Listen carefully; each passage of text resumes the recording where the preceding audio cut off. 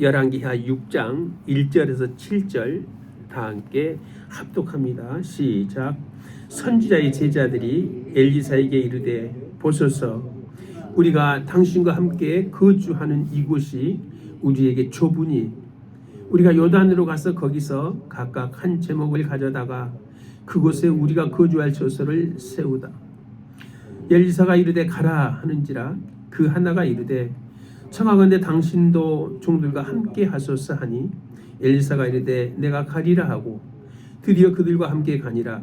우리가 요단에 이르러 나무를 베더니 한 사람이 나무를 벨 때 쇠도끼가 물에 떨어진지라. 위에 예쳐 이르되 아 내 주여 이는 빌려온 것입니다 하니 하나님의 사람이 이르되 어디 빠졌느냐 하매 그곳을 보이는지라. 엘리사가 나무가지를 베어 물에 던져 쇠도끼를 떠오르게 하고 이르되 너는 그것을 집으라 하니 그 사람이 손을 내밀어 그것을 집으니라. 아멘. 이 본문은 많이 보기도 했고 또 많은 설교가들이 설교도 많이 하는 그러한 본문입니다. 그런데 제가 어렸을 때 이 설교를 많이 들었었고 또 내가 좋아하는 본문이기 때문에 여러 모양으로 이 말씀을 접했습니다. 본문 자체를 자세히 보면 그런 말이 없습니다. 없는데 많은 부흥 강사들이 또 많은 목사님들이 도끼는 은사이고 물은 세상이며 또 도끼를 빠뜨리는 것은 영적인 타락이다라고 그렇게 알레고리적으로 그렇게 해석을 합니다. 또 성도들은 그런 것들을 또 너무 좋아하더라고요. 그래서 저도 이제 그런 식으로 하면은 이렇게 원고 안 쓰고 재밌게 잘 할 수 있습니다. 그런데 이거 알레로그로 그렇게 해석을 하고 성경을 그렇게 풀기 시작하면 성경에 종잡을 수 없는 그러한 처음과 끝이 없어져 버리는 그러한 말씀으로 흘러가게 됩니다. 먼저 본문을 정확히 보면 선지자의 제자들이 엘리사에게 이 얘기를 합니다. 우리가 당신과 우리가 함께 이곳에서 거주하기가 이제는 좁아졌습니다. 그러니까 이것은 개인적인 문제가 아니고 공동체적으로 성장해 가면서 발생하는 그러한 공간적인 문제가 되는 것입니다. 그래서 선지 성도들은 그 공간을 해결하기 위해서 자기들이 나무를 베어다가 그 공간을 더 넓히기 위해서 그렇게 이제 일을 하러 갑니다. 그래서 그들은 요단으로 내려가서 각자 나무를 베기 시작합니다. 그런데 한 사람이 나무를 베다가 자기가 가지고 있는 도끼를 빠쳐버리는 거죠. 그런데 그 사람이 고백을 합니다. 아, 내 주여, 이것은 내 것이 아니고 빌려온 것입니다. 그런데 내가 그 도끼를 물속에 빠쳤습니다. 그는 도끼를 하나 잃어버렸습니다. 그렇게 말하지 않고 빌려온 것입니다 라고 그렇게 고백합니다. 그래서 성경은 도끼가 물에 빠졌다라고 그렇게 기록하지 않고 그 사람이 빌려온 것입니다 라고 그렇게 기록하고 있습니다. 자기 것이 아니었다는 것을 그 사람은 알고 있었습니다. 하나님의 은사를 빌려다가 쓰는 것, 그렇게 고백하는 것은 우리에게는 맞지 않습니다. 하나님께서 우리에게 주신 은사는 우리에게 맡겨주신 것입니다. 그래서 우리는 청직이라고 하는 것이에요. 왜? 맡겨진 것을 관리해야 되기 때문에 그렇습니다. 왜냐하면 성경에서 은사는 우리의 소유권을 인정하는 그러한 내용보다는 청지기적 위탁을 강하게 내포하고 있기 때문에 그렇게 해석하는 것입니다. 바울도 말합니다. 내게 있는 것 중에 받지 아니한 것이 어디 있느냐, 그렇게 바울이 고백을 합니다. 우리가 가지고 있는 것은 사실은 내 것이 아니고 받은 것입니다. 그러므로 성도에게는 이런 신앙이 필요합니다. 하나님, 내 믿음이 아닙니다. 하나님께서 맡겨주신 믿음입니다. 그래서 내 믿음을 더욱 크게 해달라고 그렇게 기도하는 것입니다. 내 은사가 아닙니다. 하나님이 나에게 맡겨주신 그 은사입니다. 하나님의 뜻대로 잘 사용하도록 그렇게 지도해 주세요. 그렇게 기도하는 것입니다. 여러분, 말씀을 해석하는 종들이 그 해석 자기가 잘한다라고, 자기가 박사라고 그렇게 하는 것이 아닙니다. 하나님, 말씀의 실력이 내 것이 아닙니다. 하나님께서 깨닫게 해주셔서 그 말씀 그렇게 해석하게 됩니다. 하나님 더욱더 진실되고 성실하고 더 하나님의 말씀에 가깝도록 그렇게 깨닫게 해주십시오. 그렇게 기도합니다. 하나님, 내가 목회를 이렇게 했습니다. 내가 교회를 이렇게 키웠습니다. 우리의 성도들이 이렇게 마음쓰다 그렇게 기도하는 것 아닙니다. 하나님께서 맡겨주신 그 양떼를 섬기는 그러한 자세로 사명을 감당해야 되는 것입니다. 내 교회가 아닙니다. 하나님의 교회입니다. 그래서 내 뜻대로 내 마음대로 그렇게 사용하는 것이 아니라 하나님의 교회를 내가 사용하는, 내가 이렇게 가꾸어가는 청지기의 사명을 그렇게 감당하는 것입니다. 그래서 은혜를 소유하는 사람과 은혜를 맡은 사람이 다른 것입니다. 소유자는 마음대로 사용합니다. 왜? 자기 거니까. 그런데 청지기는 주님 이것을 어떻게 사용할까요? 하고 그렇게 묻는 것이 청지기의 삶인 것입니다. 우리는 내 것이 아무것도 없기 때문에 날마다 주님께 물어야 됩니다. 왜? 청지기니까. 본문에 등장한 선지 성도는 도끼를 일부러 물에 빠뜨려버린 것 아닙니다. 나무를 베다가 도끼날이 빠졌습니다. 열심히 일을 했습니다. 나무를 베었습니다. 성실하게 일하고 있는데도 도끼를 잃어버릴 수 있습니다. 물에 빠뜨릴 수 있습니다. 우리의 삶도 똑같습니다. 이것이 본문을 해석하는데 아주 중요한 그러한 단서입니다. 그런데 도끼가 은사고 물은 세상이고 떠오르게 한 나무는 그 하나님의 능력 십자가에 그렇게 비유를 한다면 말씀이 이상하게 됩니다. 그렇게 성경을 해석해서는 안 되는 것입니다. 우리는 은혜를 일부러 버리지 않아도 잃어버릴 수 있습니다. 내가 받았던 은혜가 내가 잘못 관리하면 떠난 줄도 모르고 있습니다. 그렇게 삽니다. 성도들은 반드시 하나님을 떠나려고 그렇게 해서 떠난 것이 아닙니다. 은혜를 잃어버릴 수 있습니다. 때로는 열심히 살다가도 내가 받은 은혜를 잃어버릴 수 있습니다. 기도하다가도 지칠 수 있습니다. 말씀을 읽다가 의례적으로 그냥 관례적으로 습관적으로 그렇게 글씨만 읽는 그러한 경우도 있습니다. 봉사하다가 마음이 메발라질 수 있습니다. 사명을 감당하다가 기쁨을 잃어버릴 수도 있습니다. 사람을 섬기다가 사람한테 상처도 받습니다. 목회하다가도 하나님의 은혜보다는 내 사역이 지금 여기까지 왔는데 하나님 나는 왜 이 모양 이 꼬라지로 그렇게 살아야 됩니까? 라고 그렇게 자신을 한탄하고 주님께서 맡겨준 그 사명을 잃어버릴 때가 있습니다. 주님 예전에 내가 가지고 있던 그 은혜 그 은사 그건 하나님 어디 갔습니까? 그렇게 도끼가 물에 빠져버리는 그러한 때가 있습니다. 그런데 사람이 말합니다. 도끼를 잃어버린 사람이 내 주여 그것은 빌려온 것입니다. 자기 것이 아니라는 것을 알고 있는 사람입니다.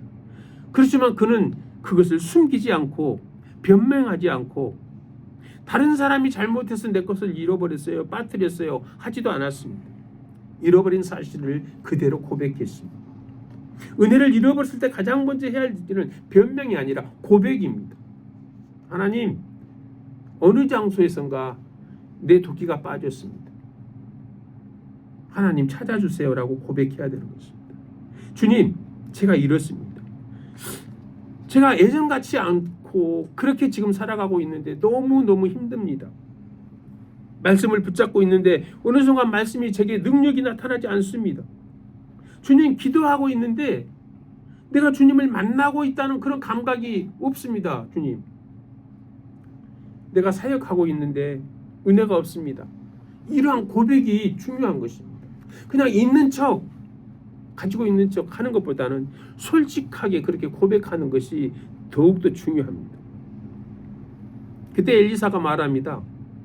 선지성도에게 어쩌다가 도끼를 빠뜨렸느냐? 너 일하기 싫어서 그렇지 책망하지 않습니다. 어디에 빠졌느냐? 어디에 빠졌느냐? 우리의 삶을 되돌아보게 하는 그러한 질문입니다. 네가 어느 때에 은혜를 잃어버렸느냐? 어느 때 네 마음에 그렇게 실망감이 들느냐? 그런 말입니다. 우리도 이 말에 깊이 묵상해 봐야 됩니다. 우리가 그것을 다시 깨우치게 하는 그러한 질문 아닙니까? 언제부터 기쁨을 잃어버렸느냐? 언제부터 기도를 의무적으로 그렇게 하게 되었느냐? 언제부터 너는 그렇게 말씀을 지식으로만 그렇게 대하게 되었느냐? 이것을 지금 질문하는 것입니다. 내가 언제부터 사람을 사랑하는 것보다 그 사역의 결과, 내가 일한 그 결과가 더 중요하게 여겨졌느냐? 그 말입니다. 하나님이 맡겨준 사명을 내 것으로 생각하기 시작한 그때가 아주 중요한 때입니다. 잃어버린 장소를 우리는 찾아야 됩니다. 내 은혜를 잃어버렸던 장소, 그것을 찾는 것은 더욱 중요합니다. 그리고 엘리사는 그 장소에다가 나무를 던집니다. 본문의 핵심이 바로 그것입니다. 엘리사가 나무를 베어 던지고 도끼날이 떠오른지라. 그것은 건져 올린 그것을 함부로, 처음 내가 시작했지만 알레고리적으로 그렇게 갖다 붙이면 안 됩니다. 나무까지는 십자가다라고 그렇게 단정하는 것, 본문은 그런 해석을 요구하지 않습니다. 그러나 성경 전체의 구속사적 그러한 관점에서 볼 때는 아주 중요합니다. 사람이 잃어버린 것을 사람의 힘으로는 회복하지 못합니다. 철로 된 도끼날은 물속에 가라앉아 버립니다. 사람이 들어가서 건질 수 있는 것이 아닙니다. 하나님의 능력이 개입해야 다시 떠오릅니다. 이것은 우리의 은혜의 회복에도 매우 중요한 원리입니다. 내가 노력해서 근사를 받아내는 것이 아니라는 것입니다. 하나님의 능력이 우리에게 임해 주어야 됩니다. 동행해야 됩니다. 함께 해야 됩니다. 잃어버리지 않는 신앙보다 더 복음적인 것은 잃어버렸을 때 다시 하나님께 고백하고 그 내 잃어버린 것을 하나님께 나가서 다시 찾아내는 것, 그것은 더 중요합니다. 잃어버리지 않는 것보다 더 중요합니다. 많은 말씀의 증거자들이 그렇게 얘기합니다. 은사를 잃어버리지 마십시오. 말씀을 물에 빠뜨리지 마십시오. 은혜를 흘리지 마십시오. 물론 좋은 권면입니다. 그러나 이것은 율법적인 설교밖에 되지 않습니다. 본문의 결론은 그것이 아니기 때문에 그렇습니다. 성경은 우리에게 가르쳐주는 것이 왜 잃어버렸냐가 아니라 그러면 어디서 그것을 잃어버렸느냐, 그 잃어버린 것을 가지고 하나님께 나가라고 그러는 겁니다. 왜냐하면 하나님은 잃어버린 것을 다시 떠오르게 할 수 있는 분이기 때문에 그렇습니다. 공동체가 자라려면 거주하는 공간은 반드시 좁아지게 돼 있습니다. 신앙은 나 혼자서 하는 것이 아니라는 것입니다. 여러분, 아담은 산영입니다. 하나님이 그냥 살아있는 그 영체로 만들었습니다. 그래서 아담을 산영이라고 부릅니다. 산영은 자기 스스로 그냥 간신히 자기 목숨 부지하고 사는 것입니다. 근데 예수님은 두 번째 아담에서는 살려주는 영입니다. 본인이 사는 것은 당연한 것이고 주변의 사람을 살려주는 영입니다.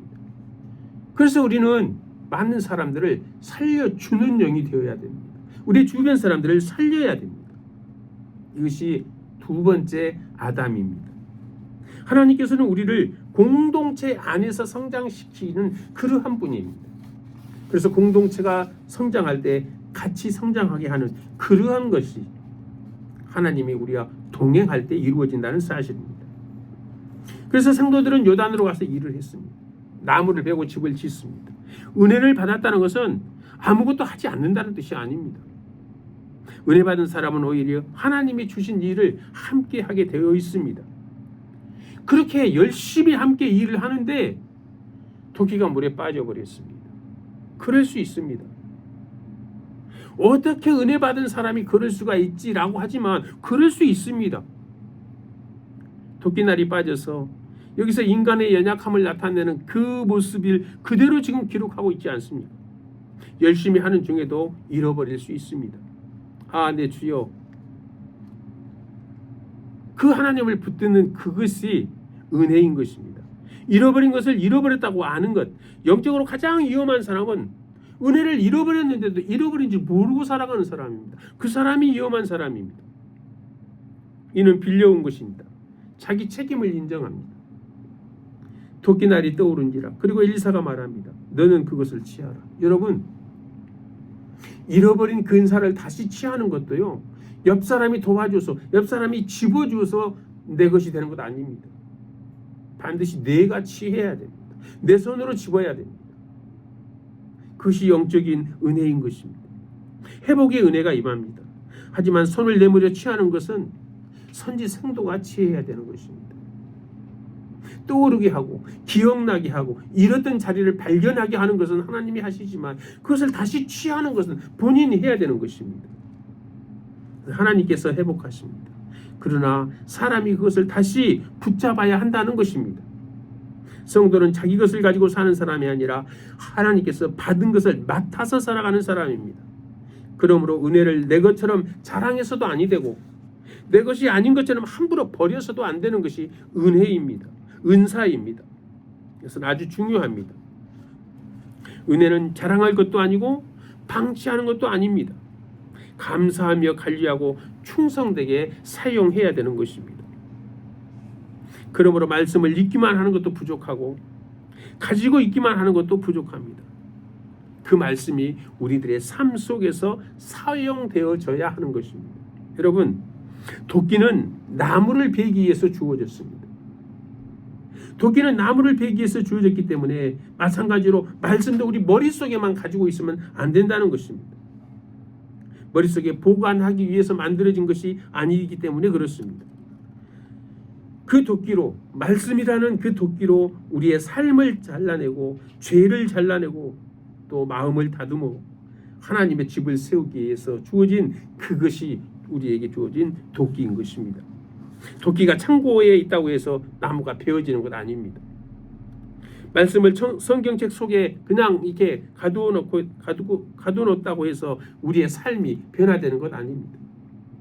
왜 하나님께서는 도끼를 물에 빠지게 하셨을까요? 하나님이 안 빠지게 하시면 되잖아요. 본문은 그 이유를 설명하지는 않습니다. 그러나 그 이유를 우리가 함부로 단정해서도 안 됩니다. 결과적으로 그 사건을 통해서 그 사람은 자신이 가진 것이 자기 것이 아니다는 것을 확신하게 되었습니다. 확인하게 되었습니다. 그리고 공동체 전체가 하나님의 능력을 경험하는 그러한 계기가 됩니다. 왜? 나무가지를 통해서 도끼가 그 빠진 물 속에서 떠오르게 하는 그러한 경험을 하게 된다는 사실입니다. 하나님께서는 우리의 작은 상실조차도 하나님의 은혜를 경험하는 통로로 사용하십니다. 오늘 필요한 은혜를 주시고 딱 오늘 필요한 말씀을 주시고 오늘 해야 할 일을 맡기시고 오늘 잃어버린 것이 있으면 그것을 다시 찾게 하시면서 하루하루를 우리와 동행하며 살아가시는 그 하나님을 경험하게 하시는 것입니다. 그러니까 신앙의 핵심은 내가 은혜를 얼마나 많이 가지고 있느냐가 아니라 오늘도 내가 하나님께 받은 것을 하나님과 함께 사용하고 있는가에 달려 있다는 것입니다. 늘 하루하루 먼 시간 그것을 바라는 것이 아니고 하루하루 주님과 동행하는 그러한 삶을 원하신다는 사실입니다. 그러므로 성도는 하나님의 것을 자기처럼 소유하는 사람이 아니라 맡겨진 은혜를 충성되게 사용하는 그러한 사람이며 혹시 그 은혜를 잃어버릴 때는 숨기거나 포기하지 말고 주여 내가 잃어버렸습니다. 고백하며 하나님께 나가는 사람. 열왕기하 6장의 마지막 말씀은 그것입니다. 너는 그것을 취하라. 내가 취해야 됩니다. 누군가가 해주는 것이 아닙니다. 하나님께서 떠오르게 하신 것은 다시 손에 쥐게 하신다는 것입니다. 물건의 소유자는 마음대로 사용할 수 있습니다. 자기 거니까. 그런데 청지기는 주인이 허락한 범위 내에서만 사용할 수 있습니다. 그러나 성실하게 일하고 있음에도 실수할 수 있습니다. 빠뜨릴 수 있습니다. 잃어버릴 수도 있습니다. 그것을 인정하는 삶, 그것이 청지기의 삶입니다. 솔직히 인정할 때 몰라서 묻는 것이 아니라 주님은 다 알면서도 우리에게 묻는 것은 우리가 잃어버렸던 그 자리를 기억하게 하고 생각나게 하고 그것을 다시 회복시키기 위해서 그렇게 묻는다는 사실입니다. 내가 빌려온 것을 솔직히 인정할 때 몰라서 묻는 것이 아니라 우리 마음의 중심을 보고 계시기 때문에 그리고 잃어버렸던 내 마음의 믿음, 내 은혜를 취하게 하시는 그 하나님께서 우리의 신앙을 고백하는 계기를 삼는 것입니다. 여러분, 우리가 가진 것이 무엇이 있습니까? 우리의 생명도 하나님께서 받았어. 우리의 믿음도 하나님께서 받은 것 아닙니까? 우리의 은혜도 하나님께서 받았습니다. 우리에게 주신 말씀도 하나님 것입니다. 우리에게 맡기신 은사도 하나님의 것입니다. 우리의 사명도 하나님 것이고, 그러므로 성도가 소유하는 것은 아무것도 없습니다. 결과적으로 우리는 내 가진 것을 잘 지키고 잘 사용하는 청지기인 것입니다. 소유자는 자기 마음대로 사용할 수 있지만, 그러나 청지기는 주인의 뜻과 허락 범위 안에서 사용할 수 있을 때, 그때가 청지기가 행복한 삶을 사는 것입니다. 내가 받은 은사를 내 자랑을 위해서 사용하는 것이 아니라 하나님의 영광을 위해서 사용해야 합니다. 내게 맡겨진 말씀을, 내 생각을, 내 주장을 주장하기 위해서 사용하는 것이 아니라 하나님의 뜻을 전하기 위해서 사용해야 합니다. 그래서 우리는 늘 이렇게 고백해야 합니다. 주님, 이것은 제 것이 아닙니다. 주님께서 제게 맡겨주신 것입니다. 이 사실을 분명하게 깨닫고 잊어버려서는 아니 되는 것이 청지기의 사명입니다. 도끼를 잃어버린 생도는 놀고 있었던 사람이 아닙니다. 도끼를 가지고 나무를 열심히 베고 있었습니다. 열심히 일했던 사람입니다. 그 사람이 도끼를 잃어버렸습니다. 공동체를 위해서 일하고 있었습니다. 하나님의 사람들과 함께 하나님의 일을 하고 있었습니다. 그런데 도끼가 물에 빠져버렸습니다. 여러분, 이걸 가지고 그렇게 알레고리적으로 그렇게 해석해서는 안 된다는 것입니다. 열심히 일하다가 도끼가 빠진 것입니다. 성도 여러분, 성실하게 살고 있다고 해서 실수가 없는 것 아닙니다.